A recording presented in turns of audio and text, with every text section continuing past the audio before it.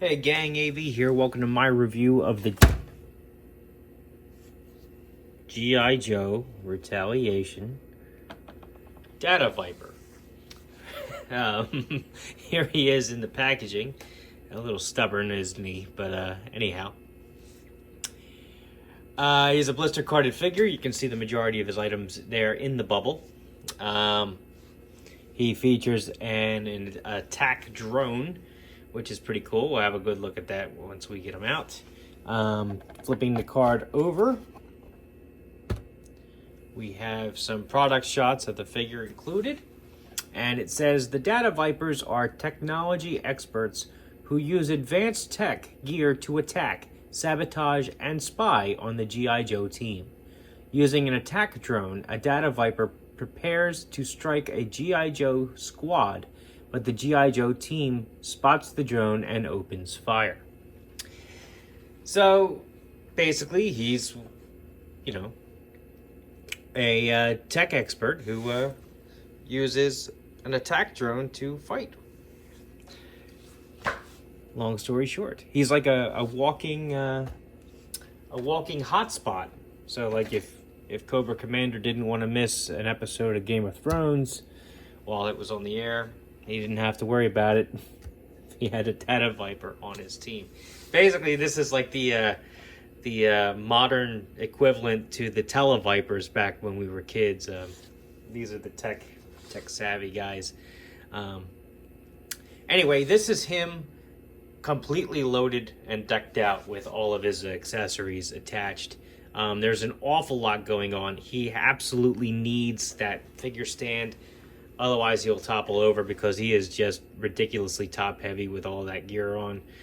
Some of it is a little temperamental and falls off a little too easily, in my opinion. But he still looks kind of cool, you have to admit. I will go over the accessories one by one and the features of this guy, but I think while he's all decked out like this, I'm going to do size comparison because I don't want to have to load him up again after taking everything off in order to do that later. So, starting things off, here he is next to a vintage G.I. Joe figure, Snake Eyes. As you can see, he's pretty damn tall compared to him with all of his gear on. Same can be said with a vintage collection Luke Skywalker. Boss Fight Studio Blank. A Marvel Universe Captain America. And last but not least, we have a Master Chief from the Worlds of Halo line. Also 1/18th scale, believe it or not. So, anyhow, he's a very top-heavy figure. Here is a modern G.I. Joe figure, just to give you an example of how he looks next to him. I mean, this guy is got an awful lot going on. He's very decked out. So, anyway, first and foremost, he has like this virtual reality helmet, which is my interpretation of what it is. That's my best guess as to what it is. Some nice painted detail on there. There's no visor or anything. You can't see the figure's head through it. It's just a cavity for the figure's head to fit in. It's very unique looking, you have to admit. Let's see. He also has these two missile launchers on his shoulders, which can pivot up, and they can also rotate out. They are on ball joints. You can remove them even if you wanted to. He's got, flipping him over, he's got his attack drone here pegged into his back. Uh-oh, he just came off the peg. I guess that's it. He's not standing anymore. Come on off of there. All right. Here's the attack drone. What I like about this, especially, is the fact that the wings are geared so that if you lift one, they both raise. I think that's a really nice touch. Has a Cobra sigil there. It's a nice two-tone green on here with some white there for effect. The wings are painted red and yellow. It's a nice detail on this. Very nice. Also, the attack drone has these two pistols, which pivot out from the wings. so it can attack using those. The pistols also peg off of the wings and have handles, so the figure can hold these as his own pistols, if you wish. Pretty cool. I'm a fan of that. I like that. I think that's a really nice touch. On the back of the figure, he has these two radar dishes here. The circle one, which just pegs in there with a ball joint peg. Little radar dish. Some very basic sculpting there on the back. And this antenna, which also pegs in there with a ball joint peg. Some painted detail up there, and some molded detail too. Those are molded in. This fell off of his hand. This is his gauntlets are the most temperamental thing about this guy. This is the harness. Some nice painted detail there. Cobra sigil there. They even sculpted the like a honeycomb pattern on the inside, which I thought was really nice touch. And you can even see it's back here behind his head. You're not going to actually see that unless you take it off of the figure. And I thought it was very cool that they included that. So anyway, he has these two gauntlets. As you saw, the wires which attach, they just fall off constantly.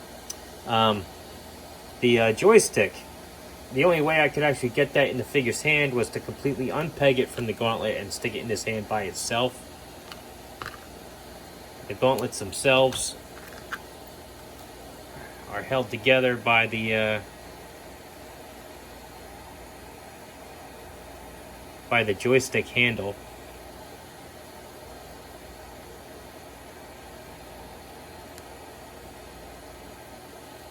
These pivot down. I'm not entirely sure what these are meant to be. There was no real description of them on the card. Obviously, he holds on to the gauntlets. The paint seems to be coming off of the gauntlets too, which is unfortunate.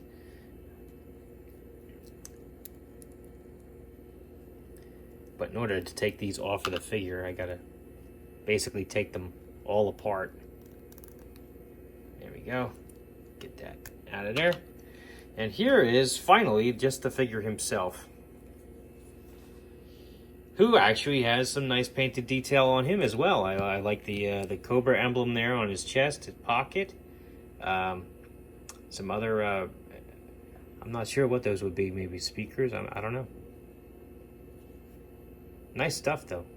Cobra sigil there on his arm. Even though when he's wearing the harness, you're never going to see this part, they still took the time to paint it. I do kind of like his head. I think his head is kind of funky. He's a very unique character. He's very in the same vein that the Jungle Viper was, which I reviewed not too long ago. I mean, he's just so unique. Even though he's a little ridiculous, you have to kind of respect him for what he is. So anyway, his head is on his ball joint. Can do a full 360. Can't really look up or down much at all. Very, very little side to side. Arms can flatten out, as you can see. They can do a full 360. Can go up about that high. Nothing at the bicep. Elbows flatten out and bend 90 degrees. Full 360-degree rotation there. Wrists, full 360-degree rotation there. He also has the hinge, so he can pivot his wrists up and down, which is very nice. Always happy to see that. Ab crunch, as you saw, good range of motion there. Legs, kick his leg up about that high, back about that far. You can do the splits about like that. Double jointed knees, can bring his heel back all the way just about. Full 360-degree rotation here at the ankle. He can point his toes down, very stiff on mine, and up. Great articulation for this guy. Despite the fact that he's got all this bulky stuff going on, they still gave you the ability to pose him pretty damn well. And as you can imagine, I mean, he's going to scale much differently now that all of his gear is off. Just to give you a brief comparison, here is Boss Fight Studio figure and a 3 3/4 inch vintage GI Joe, just to give you an idea. So all in all, I think he's a cool figure. He's definitely a niche character. I don't know if army building him would be really necessary. Maybe 1 or 2 just for your collection, just to make sure the character is represented. He is, in my opinion, the modern equivalent of like a Televiper. He's kind of cool, but he's also a little too bulky to be really taken seriously. I think just for display purposes, a little like clear flight stand for this thing would have been fantastic. That way you could have it flying nearby him just for display. Otherwise, I think he's a cool figure. I really do. I don't know if I would pay an arm and a leg for him, but he's very unique, and that's really what I like about him. So anyway, this has been AV. If you like this video, check out my channel. If you like what you see there, please subscribe. Click the bell notification bell up there in the top to make sure you don't miss any of my videos. Check my back catalog for other GI Joe and other 1/18 scale goodness, and I look forward to seeing you next time. Bye-bye.